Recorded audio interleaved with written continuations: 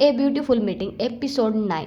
नजर जब gym area में आई तो देखती है विराट वहां नहीं था। नजर इधर उधर नजरें दौड़ाने लगती है, तभी उसकी नजर विराट पर पड़ती है जो स्विमिंग पूल के पास खड़ा होकर फोन पर बात कर रहा था। नजर सीढ़ियों से उतरते हुए विराट की तरफ आ रही थी, तभी वो किसी चीज से लड़खड़ा जाती है और स्विमिंग पूल के अंदर गिर जाती है। जैसे ही पानी में कुछ गिरने की आवाज आई, विराट मुड़कर देखता है और वो शॉक रह जाता है। विराट अपना फोन फेंककर पानी में कूद जाता है। उसने नजर को अपनी बाहों में उठाया और किनारे ले आता है। विराट नजर को सीधा खड़ा करता है, तभी नजर को थोड़ा सा चक्कर आ जाता है। विराट नजर को वापस अपनी तरफ खींच लेता है। विराट ने नजर की कमर पर हाथ डाला हुआ था। अब नजर का फेस विराट के फेस के बिल्कुल करीब था। नजर बिल्कुल होश में थी क्योंकि विराट उसे गिरते ही निकाल लिया था, लेकिन वो पूरी तरह डरी हुई थी। उसने विराट को कसकर पकड़ रखा था। तुम ठीक हो? विराट ने पूछा। नजर ने अपना हाँ में सिर हिला दिया।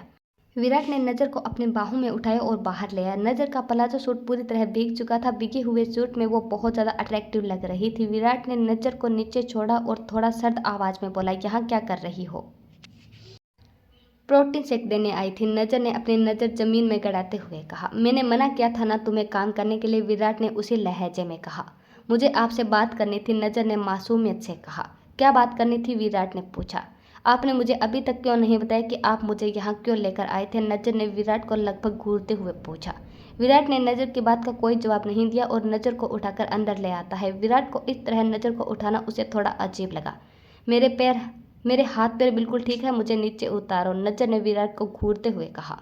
अच्छा, तो थोड़ी देर पहले स्विमिंग पूल में तैरने गई थी? विराट ने नजर को घूरते हुए पूछा। विराट की बात सुनकर नजर अपना मुंह बना लेती है। अब वो रूम में आ गई। विराट ने नजर को चेंजिंग रूम में छोड़ा और एक ड्रेस देते हुए कहा, इसे पहन लो वरना बीमार पड़ जाओगी। नजर ने बिना कुछ बोले गुस्से से घूरते हुए ड्रेस ले ली और विराट के मुंह पर दरवाजा बंद कर दिया। नजर को इस तरह तेल मिलाता देख विराट की हंसी छूट जाती है। विराट ने टॉवेल उठाया और वॉशरूम में घुस जाता है। थोड़ी देर बाद नजर चेंज करके बाहर आती है। पिंक कलर का टॉप और ब्लू कलर की जींस में नजर बेहद खूबसूरत लग रही थी। विराट जब शॉवर लेकर रूम में आता है तो उसकी नजर बस नजर पर ठहर से जाती है। नजर फर्श पर बैठी थी, डॉगी के साथ खेल रही थी। ये डॉगी विराट का डॉगी था जिसका नाम चिंकू था। विराट कुछ पल नजर को निहारने के बाद मिरर के सामने आकर खड़ा हो जाता है। इस वक्त विराट ने बाथरब पहन रखा था। उसके बाल गीले थे जिसमें से पानी टपक रहा था। इस वक्त विराट हद से ज्यादा हैंडसम लग रहा था। नजर तो बस चिंकू में ही व्यस्त थी। उसे ध्यान ही नहीं दिया कि विराट कब से मिरर के सामने खड़ा था। तभी बाहर किसी मेड ने चिंकू को आवाज लगाई। अपना नाम सुनते ही चिंकू बाहर भाग जाता है। नजर ने मुस्कुराते हुए चिंकू की तरफ देखते हुए कहा, ओ तो तुम्हारा नाम चिंकू है? नजर जमीन से उठकर पीछे की तरफ घूमती है तो बस देखती ही रह जाती है। विराट ने बाथरब उतार दिया था। इस वक्त सिर्फ लोअर पहन रखा था।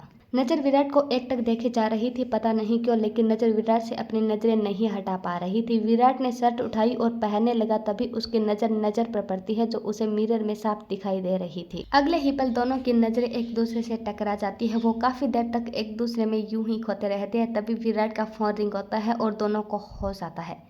ये मैं क्या कर रही थी? नजर ने मन में सोचा और बाहर चली जाती है। विराट ने एक लंबी सांस ली और अपना फोन रिसीव किया। फोन पर बात करने के बाद विराट सीधा डाइनिंग टेबल की तरफ आ जाता है जहां नजर पहले से बैठी थी। नाश्ता कर लिया? विराट ने चेयर पर बैठते हुए नजर से पूछा। मुझे नाश्ता नहीं करना, नजर ने दूसरी तरफ देखते हुए कहा। क्यों, क्या हुआ? विराट ने थोड़ा परेशान होते हुए पूछा। नजर ने गुस्से से विराट को घूरा और कहा, मुझे यहाँ नहीं रहना। ये सुनकर विराट का चेहरा एकदम उतर गया। विराट ने उदास होते हुए पूछा, मुझसे कोई गलती हो गई क्या, या फिर तुम्हें मेरी कोई बात बुरी लग गई? विराट ने पूछा। आप मुझे ये कब बताएंगे कि आप मुझे यहाँ क्यों लेकर आए थे? नजर ने गुस्से में आकर कहा।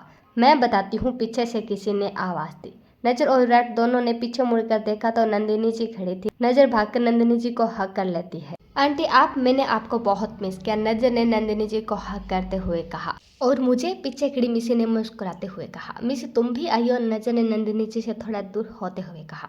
यस, मैं अपनी न्यू फ्रेंड से मिलने आई हूँ, मिसी ने नजर को हक करते हुए मुस्कुरा कर कहा। फिर वो सब लोग वहीं चेयर पर बैठ जाते हैं। आंटी आप मुझे कुछ बताने वाली थी ना, नजर ने सीरियस होकर कहा। नंदिनी जी ने एक नजर विराट की तरफ देखा। विराट ने अपने पलकें झपका दी। विराट का इशारा समझकर नंदिनी जी ने नजर का हाथ अपने हाथ में रख कर कहा, माया जेल से भाग गई है बेटा। माया का नाम सुनते ही नजर घबरा जाती है, उसकी आंखें बड़ी हो जाती है। क्या, नजर ने कांपती हुई आवाज में कहा। बट डोंट वेरी नजर, मैं तुम्हारे साथ हूँ, तुम्हें कुछ नहीं होने दूंगा, विराट ने सीरियस होकर कहा। यह सुनकर मिसी, नजर और नंदिनी जी तीनों विराट की तरफ हैरानी से देखते हैं। उन सभी को इस तरह देखकर विराट ने हड़बड़ाते हुए कहा, आई मीन हम सब तुम्हारे साथ हैं। नंदिनी जी थोड़ा सा मुस्कुराई और नजर की तरफ देखते हुए कहा, बेटा हम माया को जानते हैं। कैसे जानते हैं ये हम तुम्हें कभी बाद में बताएंगे, लेकिन हमें इतना जरूर पता है कि वो अब तुम्हें पागलों की तरह ढूंढ रही है, क्योंकि तुमने उसका धंधा खत्म जो कर दिया है। बस इसीलिए हमने तुम्हें यहाँ फार्म हाउस में विराट के साथ रखा है। आंटी आप मुझे अपने घर पर भी तो रख सकती थी ना, नजर ने नाराज होते हुए कहा। नंदिनी जी ने नजर का हाथ अपने हाथ में रखते हुए कहा, बेटा तुम हमारे घर पर सेफ नहीं थी, इसीलिए यहाँ रखा। अगर तुम वहाँ होते तो माया को तुम तक पहुँचने में आसानी हो सकती थी, लेकिन विराट रेहान के सामने उस औरत की कुछ भी औकात नहीं है। विराट इस शहर के सबसे अमीर खानदान का बेटा है, नंदिनी जी ने आगे कहा। नजर बेटा, विराट और अहिर की दोस्ती बचपन में ही हो गई थी। हम लोग एक मिडिल क्लास फैमिली से आते हैं। विराट गरीब अमीर की सीमा लांघकर आज तक इस दोस्ती को कायम रखा है।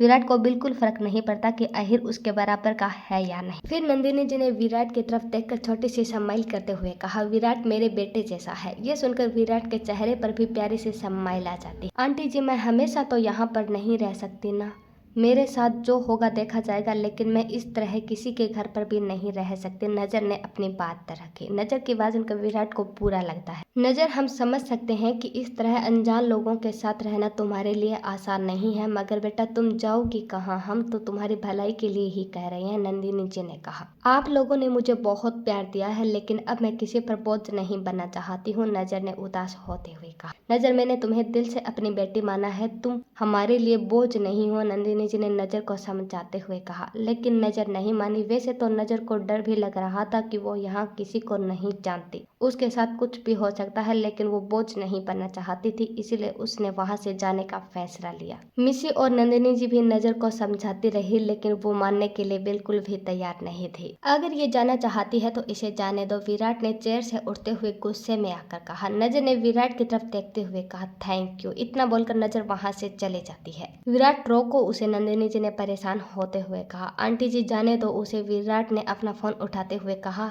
जो टेबल पर रखा था। विराट मुझे बहुत फिक्र हो रही है उसकी, तुम तो माया को जानते हो ना, नंदिनी जी ने कहा।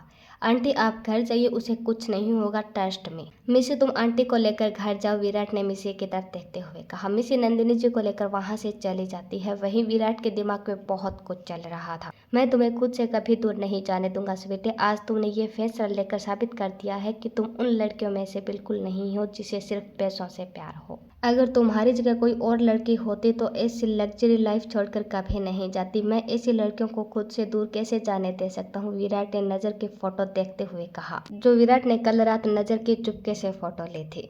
विराट ने नजर की फोटो किसी को सेंड करते हुए कहा, इस लड़की को सिक्योरिटी दो, बिना उसे पता चले। ओके बॉस, सामने से रिप्लाई आया। वही नजर फार्म हाउस से बाहर निकलकर रोड पर आ गई थी। नजर के लिए ये शहर बिल्कुल नया था, उसे डर भी लग रहा था। नजर ने अपने दुपट्टे से चेहरा कवर किया और चलना जारी रखा। नजर वहां से एक रेस्टोरेंट पर आ जाती है। वहां से उसने किसी से फोन लिया और दिलीप जी के नंबर डायल किए। माना कि वो बहुत बुरे हैं, लेकिन है तो अपने ही ना। मैं डरूंगी नहीं, बल्कि डटकर सामना करूंगी। उस घर में मेरा भी हिस्सा है और आज मैं उनसे अपना हिस्सा मांगूंगी, जिनसे वो डर जाएंगे और मुझे वहां रख लेंगे, और वहां जाकर कोई जॉब भी देख लूंगी। नजर ने मन ही मन सोचा और कॉल किया।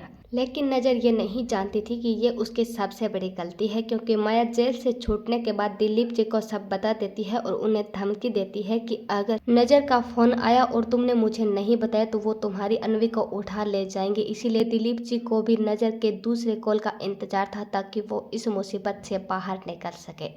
नजर ने कॉल किया और पहले ही कॉल में दिलीप जी ने कॉल अटेंड कर लिया। चाचू मैं नजर ने धीरे से घबराते हुए कहा। वहीं दूसरी तरफ दिलीप और रेचल नजर की कॉल का बेसब्री से इंतजार कर। जैसे ही दिलीप जी और रेचल ने नजर का नाम सुना, उसके चेहरे पर बड़ी सी स्माइल आ जाती है।